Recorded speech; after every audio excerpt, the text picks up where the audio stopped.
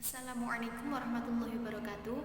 Alhamdulillahirrabbilalamin. Pada hari ini kita masih diberi kesempatan untuk melanjutkan presentasi usul fikih tentang istihsan, istishab, dan maslahah mursalah. Sebelum kita masuk ke materi, alangkah lebih baiknya kita awali pembelajaran ini dengan bacaan Bismillahirrahmanirrahim. Semoga diskusi kita pada hari ini berjalan dengan lancar dan ilmu yang kita peroleh dapat bermanfaat.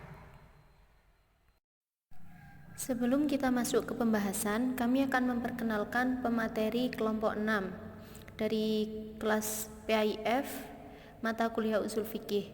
Yang pertama ada Salsabila Firdalia dengan NIM 18110170 dan yang kedua ada Diananda Rifki Kurniangga dengan NIM 18110176. Untuk pokok pembahasan kali ini terbagi menjadi 3 hal. Yang pertama itu istihsan, yang kedua istishab, dan yang ketiga adalah maslahah mursalah. Mengenai istihsan, kita akan membahas tentang pengertian istihsan, dasar hukum istihsan, macam-macam istihsan, dan kehujahan istihsan. Yang pertama adalah pengertian istihsan. Secara bahasa, istihsan adalah a'ta syai'u hasanan, yang artinya menganggap baik. Sedangkan secara istilah, istihsan merupakan perpindahan hukum yang dilakukan seorang mujtahid dari hukum yang sudah jelas yaitu Al-Quran dan hadis kepada hukum yang masih samar bahkan belum disepakati oleh para ulama. Kemudian, ada beberapa pengertian menurut ulama usul fikih. Nah, sebenarnya dari ulama usul fikih ini banyak sekali ya yang berpendapat, tapi saya mengambil beberapa contoh saja. Yang pertama yaitu ulama mazhab Hanafi yang bernama Abu Hasan Al-Kharki mengatakan bahwa istihsan adalah perpindahan seorang mujtahid dalam memberikan suatu hukum dalam permasalahan kepada hukum yang lebih kuat. Yang kedua, menurut ulama mazhab Maliki yaitu Asy-Syatibi berpendapat bahwa istihsan adalah ketika dihadapkan pada 2 dalil, maka diharuskan beramal pada dalil yang lebih kuat. Yang ketiga adalah ulama mazhab Hambali. Menurut At-Tufi, istihsan adalah berpindahnya suatu hukum mengenai suatu kasus karena adanya dalil syara' yang mengkhususkan hal tersebut. Dan yang keempat, menurut ulama mazhab Syafi'i yaitu Al-Ghazali berpendapat bahwa istihsan adalah segala hal yang dianggap benar oleh mujtahid berdasarkan akalnya. Nah, dari beberapa definisi di atas dapat diambil kesimpulan bahwa istihsan merupakan perpindahan hukum yang dilakukan seorang mujtahid dari hukum yang sudah jelas yaitu Al-Quran dan hadis kepada hukum yang masih samar bahkan belum disepakati oleh para ulama. Selanjutnya adalah dasar hukum istihsan. Tidak semua ulama bersepakat dan menerima hukum istihsan. Ada yang menerima seperti ulama mazhab Hanafi dan Maliki, ada juga yang menyangga atau menolak seperti mazhab Syafi'i. Adapun para ulama yang menerima istihsan, mereka menyandarkan dasar hukum istihsan kepada Al-Quran dan hadis, yaitu yang pertama Quran surat Az-Zumar ayat 17-18, yang kedua Quran surat Al-A'raf ayat 145, yang ketiga Quran surat Al-Baqarah ayat 185, dan yang keempat adalah hadis riwayat Ahmad ibnu Hambal yang berbunyi ma ra'al muslimuna hasanan fa huwa inallahi hasanun wa ma ra'al muslimuna sayyi'an fa huwa inallahi syai'un, yang artinya apa saja yang dipandang baik oleh kaum muslimin maka itu baik di sisi Allah, dan apa saja yang dipandang jelek oleh kaum muslimin maka itu jelek di sisi Allah. Nah, jadi maksudnya di sini para ulama yang menerima istihsan sebagai sumber hukum, mereka menganggap bahwa dengan istihsan itu manusia lebih mudah menggunakan hukum tersebut daripada apa yang ada dalam Al-Quran dan hadis.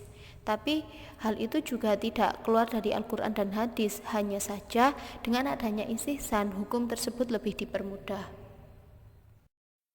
Selanjutnya adalah macam-macam istihsan. Jadi macam-macam istihsan terbagi menjadi 6 macam. Hal ini sesuai dengan pendapat ulama mazhab Hanafi. Yang pertama adalah istihsan binnas, yaitu istihsan berdasarkan ayat atau hadis. Maksudnya adalah istihsan didasarkan pada suatu ayat atau hadis yang berbeda dengan kaidah umum mengenai kasus suatu hukum. Jadi contohnya seperti ini. Istihsan yang didasarkan pada hadis Rasulullah mengenai makan dan minum ketika puasa karena lupa. Menurut kaidah umum hal ini kan membatalkan puasa. Tetapi menurut istihsan hal ini tidak membatalkan puasa karena istihsan berdasar pada hadis Rasulullah yang berbunyi an Abi Hurairah radhiyallahu an anin Nabi sallallahu alaihi wasallam qala idza nasya fa akala wa syaraba falyutimma shaumah fa inna ma at'amahu Allah wa saqah, yang artinya diriwayatkan dari Abi Hurairah radhiyallahu an dari Rasulullah sallallahu alaihi wasallam bersabda, barang siapa yang lupa dan ia sedang berpuasa kemudian ia makan dan minum, maka sesungguhnya Allah memberikannya makan dan minum. Yang kedua adalah istihsan bil ijma', yaitu istihsan yang didasarkan pada ijma'. Jadi apabila ada suatu permasalahan hukum, maka pengambilan istihsan atau dasar hukum istihsan didasarkan pada ijma' atau kesepakatan para ulama. Contohnya adalah mengenai permasalahan jasa pemandian umum. Apabila mengikuti kaidah umum, seseorang yang menggunakan jasa pemandian umum harus dihitung sesuai dengan lama waktu dan jumlah air yang digunakan. Tetapi hal ini akan menyulitkan semua orang. Akhirnya para ulama bersepakat bahwa boleh menggunakan jasa pemandian umum tanpa memperhitungkan waktu dan jumlah air. Nah, hal inilah yang dinamakan istihsan bil ijma'. Yang ketiga adalah istihsan bil qiyasil kafi, yaitu istihsan yang didasarkan pada kias tersembunyi. Jadi istihsan di sini didasarkan pada kias ulama yang tak tampak. Contohnya adalah permasalahan tentang wakaf. Menurut kias jali, wakaf sama halnya dengan jual beli, tetapi menurut kias kafi, wakaf disamakan dengan sewa menyewa. Apabila para mujtahid menggunakan hukum dengan kias kafi, maka hal inilah yang dimaksud istihsan bil qiyasil kafi. Yang keempat adalah istihsan bil maslahah, yaitu istihsan yang didasarkan pada kemaslahatan umat. Contohnya adalah permasalahan mengenai ketentuan buruh. Pada kaidah umum menyatakan bahwa buruh itu tidak perlu mengganti atau bertanggung jawab atas kerusakan barang apapun yang ada di pabrik, baik itu dari kesalahan mereka sendiri atau yang disengaja maupun tidak. Tetapi demi kemaslahatan umat, ulama Hanafi menggunakan istihsan dengan menyatakan bahwa seorang buruh harus bertanggung jawab atas kerusakan yang ia lakukan, baik disengaja maupun tidak disengaja. Mengapa demikian? Karena hal ini bertujuan untuk menghindari perilaku tidak bertanggung jawab para buruh dan menumbuhkan sikap saling menjaga atas harta benda orang lain. Yang kelima adalah istihsan bil urf, yaitu istihsan yang didasarkan pada adat kebiasaan umum. Jadi pemberlakuan hukum istihsan di sini dilakukan atau didasarkan pada adat kebiasaan umum yang sudah ada. Contohnya adalah dalam permasalahan pemandian umum seperti halnya istihsan dengan ijma'. Jadi untuk ukuran waktu dan jumlah air yang digunakan bisa disesuaikan dengan adat kebiasaan warga setempat. Misalnya, jasa pemandian pada umumnya kan dengan biaya 5.000 per orang untuk 1 kali mandi. Maka biaya tersebut dapat dijadikan acuan warga daerah tersebut ketika menggunakan jasa pemandian umum.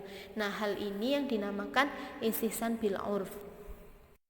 Yang keenam adalah istihsan bid darurah, yaitu istihsan yang didasarkan pada keadaan darurat. Maksudnya adalah ada keadaan tertentu yang mengharuskan mujtahid tidak menggunakan kaidah umum sehingga mereka harus menggunakan istihsan.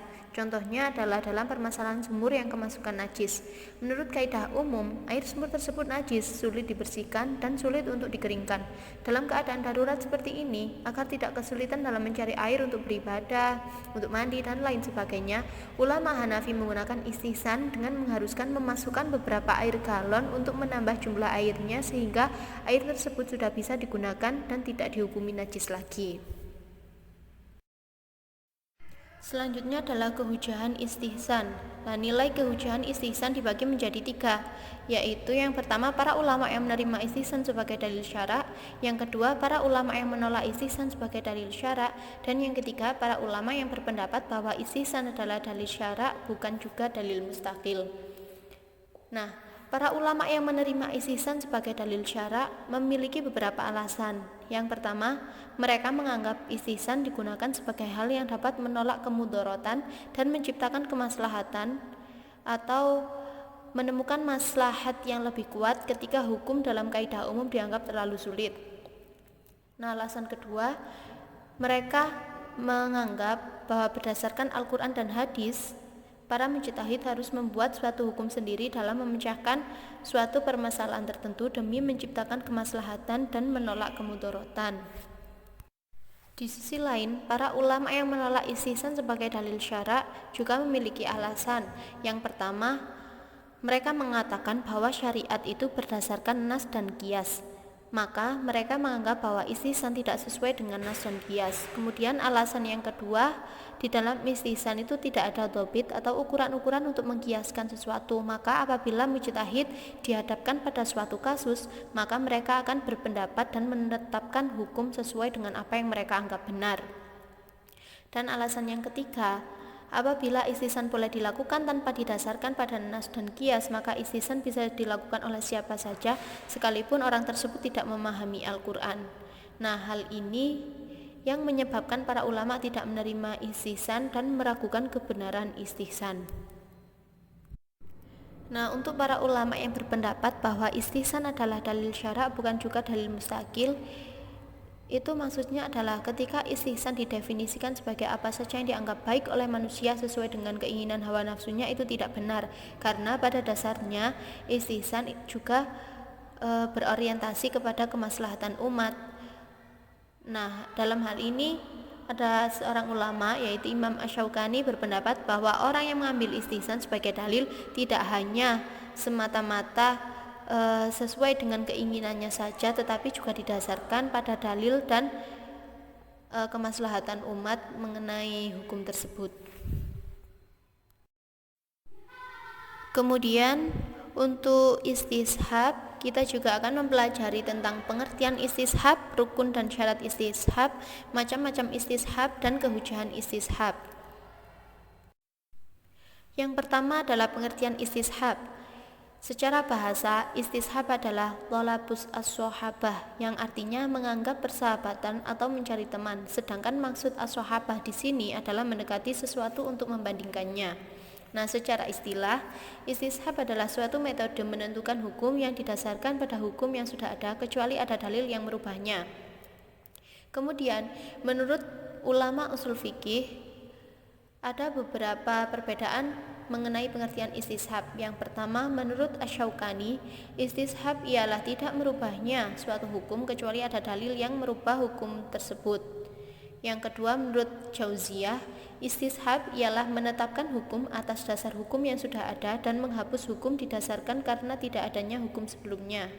Dan menurut Afi Abdul Al-Kafi As-Subki, istishab ialah menetapkan hukum atas permasalahan yang kedua didasarkan pada permasalahan hukum yang pertama karena tidak adanya dalil yang merubahnya. Dari beberapa pengertian tersebut dapat disimpulkan bahwa makna istishab adalah suatu metode menentukan hukum yang didasarkan pada hukum yang sudah ada kecuali ada dalil yang merubahnya. Karena pada dasarnya istishab bukanlah membuat hukum baru, tetapi menemukan hukum saat ini yang didasarkan pada hukum lama yang sudah ada. Selanjutnya adalah rukun dan syarat istishab. Rukun istishab menurut Ridho Muzaffar ada 7. Yang pertama adalah keyakinan. Maksudnya, keyakinan di sini yaitu yakin akan berlakunya suatu hukum syara atau hal-hal yang mengandung hukum syara pada keadaan yang telah lalu di masa sekarang. Jadi, dapat dikatakan istishab itu apabila yakin adanya hukum syara yang di masa lalu itu akan terjadi di masa sekarang. Yang kedua adalah keraguan, yaitu keraguan akan terjadinya suatu hal yang ada di masa lalu karena memang pada saat ini waktunya sudah berbeda.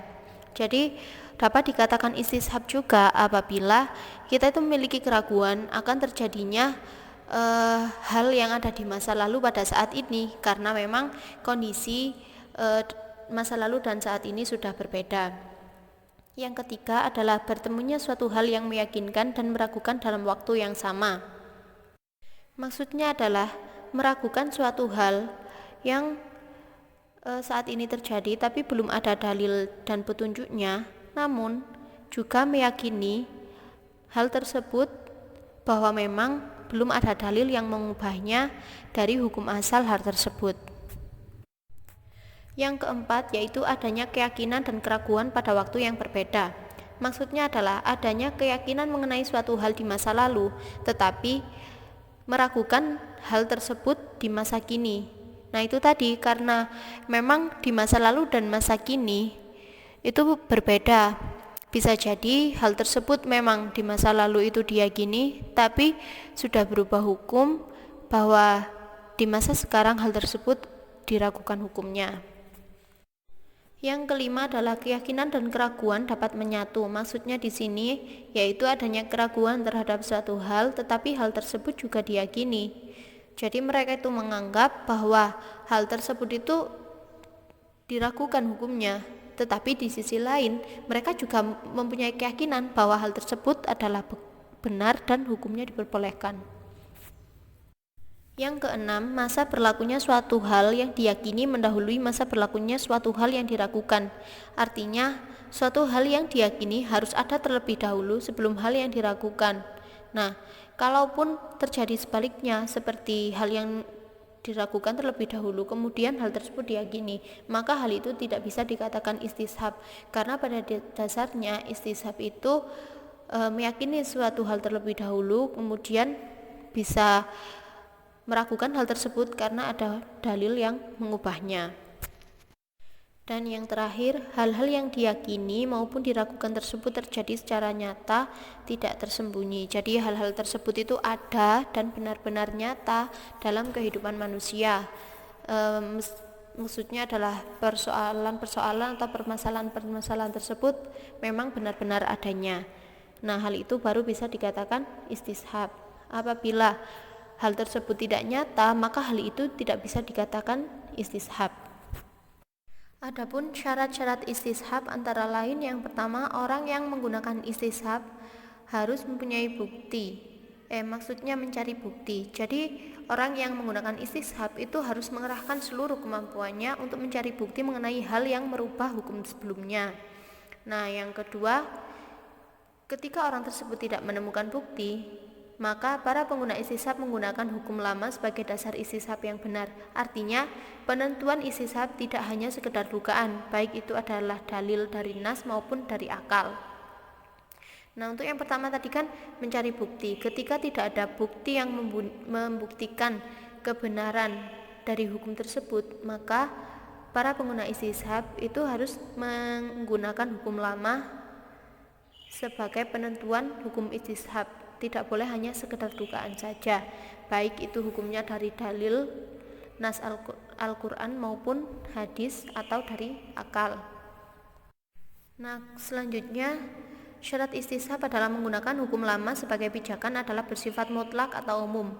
Jadi menggunakan hukum lama itu bersifat mutlak atau umum sampai ada hukum atau dalil yang mengubahnya. Jadi hukum lama tersebut tidak ada ketentuan berlaku atau tidak berlakunya. Bisa berlaku terus-menerus maupun bisa berubah karena ada dalil lain yang mengubahnya. Untuk syarat yang terakhir yaitu tidak terjadi pertentangan antara nas dan istishab.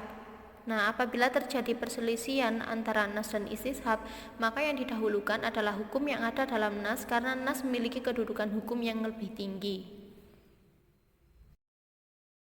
Langsung saja, yang selanjutnya saya akan membahas tentang macam-macam istishab. Yang pertama ada istishab hukmi al-ibaha al-asliyah li al-asya' allati lam yarid dalilun bi tamriha. Maksudnya adalah istishab yang didasarkan pada hukum asal. Jadi apabila ada hal yang belum ada dalilnya, maka diperbolehkan mengikuti hukum asal untuk hal tersebut, yaitu mubah. Seperti contoh, jerapah tidak diketahui dalil halal haramnya. Di sisi lain, jerapah tidak memiliki sifat-sifat untuk dihukumi haram, maka para ulama mengembalikan pada hukum asal, yaitu diperbolehkan atau dihalalkan. Terus yang kedua ada istishab al-umum illa an yarida taksis wa istishab al-nas illa an yarida nasakh. Maksudnya adalah istishab ini berdasarkan prinsip bahwa pada dasarnya manusia bebas dari beban sampai ada dalil yang mengubah status tersebut. Contoh, manusia bebas dari kesalahan sampai ada bukti yang menyatakan dia bersalah. Terus yang selanjutnya ada istisabu ma'dala al-aqlu wal al-syar'u ala thubutihi wa dawamihi. Maksud dari istisab ini adalah atas tertetapnya hukum yang sudah ada sampai ada dalil yang mencabutnya. Seperti contoh, seseorang yang sudah jelas melaksanakan akad pernikahan, maka status pernikahan tersebut berlaku sampai terbukti adanya perceraian. Terus yang selanjutnya ada istisab al-adam al-asli al-maklum bi al-aqli fi al-ahkam al-syari'ah. Maksudnya adalah istisab yang didasarkan pada akal dan anggapan manusia terhadap tetapnya sifat yang ada sebelumnya sampai ada suatu dalil yang mengubahnya. Seperti contoh, sifat air yang diketahui suci sebelumnya akan tetap suci sampai ada bukti yang menunjukkan air itu berubah menjadi najis. Terus yang kelima atau yang terakhir ada istisabu hukmin sabitin bil al-ijma' fi mahali al-khilaf baina al-ulama. Maksud dari istisab ini yang adalah istisab yang didasarkan pada pemberlakuan ijma'. Jadi apabila ada pertentangan di kalangan para ulama mengenai suatu permasalahan, maka harus mengedepankan atau mendahulukan hukum yang telah disepakati para ulama. Selanjutnya adalah kehujahan istisab. Yang pertama, pendapat para mazhab Maliki dan Syafi'i seperti Al-Muzani, Al-Sairafi, Al-Haramain, dan Al-Ghazali. Sesuai pendapat ulama tersebut, istisab dijadikan hujah secara penuh perihal penetapan hak manusia. Jadi istisab dapat digunakan untuk menciptakan hak baru maupun mempertahankan hak yang sudah lama bagi manusia. Seperti contoh, ketika ada seseorang yang hilang dan tidak diketahui keberadaannya, maka orang tersebut statusnya masih belum meninggal dan hak hukum orang tersebut masih tetap sama. Terus yang kedua ada pendapat ulama mazhab Maliki dan Hanafi. Pada mazhab ini istisab hanya dapat digunakan untuk mempertahankan hak yang sudah ada, tetapi tidak bisa menciptakan hak baru. Seperti contoh, ketika ada seseorang yang hilang dan tidak ditemukan, maka peralihan ahli waris tidak bisa terjadi begitu saja, melainkan harus menunggu pengadilan yang memutuskan bahwa orang tersebut hilang tidak ditemukan dan dinyatakan meninggal. Sehingga dari sini kita dapat menyimpulkan bahwa hak baru untuk ahli waris tidak dapat tercipta secara otomatis. Mengenai maslahah mursalah, saya akan membahas tentang pengertian maslahah mursalah, syarat-syarat maslahah mursalah, dan kehujahan maslahah mursalah. Yang selanjutnya adalah maslahah mursalah. Saya akan membahas tentang pengertian maslahah mursalah terlebih dahulu. Pengertian secara bahasa, maslahah berasal dari kata salah yang berarti baik, atau dapat dikatakan bahwa masalah adalah sebab, metode, atau tujuan yang baik. Sedangkan mursalah berasal dari kata rasalah yang berarti terlepas atau bebas. Jadi secara bahasa, maslahah mursalah yaitu artinya terlepas atau bebas dari suatu keterangan yang menunjukkan boleh atau tidaknya suatu hal untuk dilakukan. Sedangkan secara istilah, maslahah mursalah adalah maslahah yang secara khusus tidak dijelaskan dalam nas atau tidak ada perintah maupun larangan mengenai masalah tersebut. Hal ini merupakan suatu yang mutlak. Jadi dapat disebutkan dari pengertian tersebut, maslahah mursalah adalah masalah yang secara khusus tidak dijelaskan dalam nas atau tidak ada perintah maupun larangan mengenai masalah tersebut. Namun, maslahah mursalah tersebut merupakan sesuatu yang baik menurut akal dengan tujuan mewujudkan kebaikan dan menghindari keburukan bagi manusia. Langsung saja menuju syarat-syarat maslahah mursalah. Yang pertama ada syarat yaitu rasional. Maksudnya di sini adalah ketika maslahah mursalah dihadapkan pada akal, maka akal dapat menerima dan memahaminya. Oleh karena itu, segala urusan atau prinsip terutamanya pada ibadah tidak masuk pada maslahah mursalah. Terus yang kedua ada sejalan dengan maqasid syariah. Sejalan dalam maqasid syariah ini artinya maslahah mursalah sejalan atau sesuai dengan syariat Islam, atau bisa dikatakan tidak bertentangan dengan syariat Islam, jadi sejalan dengan syariat Islam. Terus yang terakhir, syarat maslahah mursalah tersebut ada menjaga prinsip dasar syariat Islam. Menjaga prinsip dasar syariat Islam untuk menghilangkan adanya kesulitan dalam suatu permasalahan.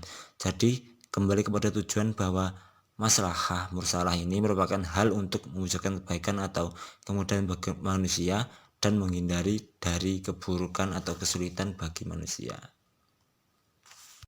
Selanjutnya ada kehujahan maslahah mursalah. Yang pertama ada mayoritas ulama menerima karena menganggap maslahah mursalah dapat dijadikan sumber hukum. Jadi dalam hal ini menurut para ulama, ketika ada suatu permasalahan tidak ada hukumnya dalam nas, ijma, qiyas dan istihsan, maka pembentukan hukumnya didasarkan pada kemaslahatan umat dengan syarat hukum tersebut sudah diakui kebenarannya oleh syariat. Terus yang kedua, kehujahan maslahah mursalah ini ada sebagian ulama tidak menerima karena menganggap maslahah mursalah tidak bisa dijadikan sumber hukum. Ada juga yang tidak bisa menganggap maslahah mursalah ini dijadikan sebuah sumber hukum. Jadi dalam hal ini para ulama beranggapan bahwa maslahah mursalah tidak memiliki bukti kebenaran hukumnya untuk diakui oleh syariat.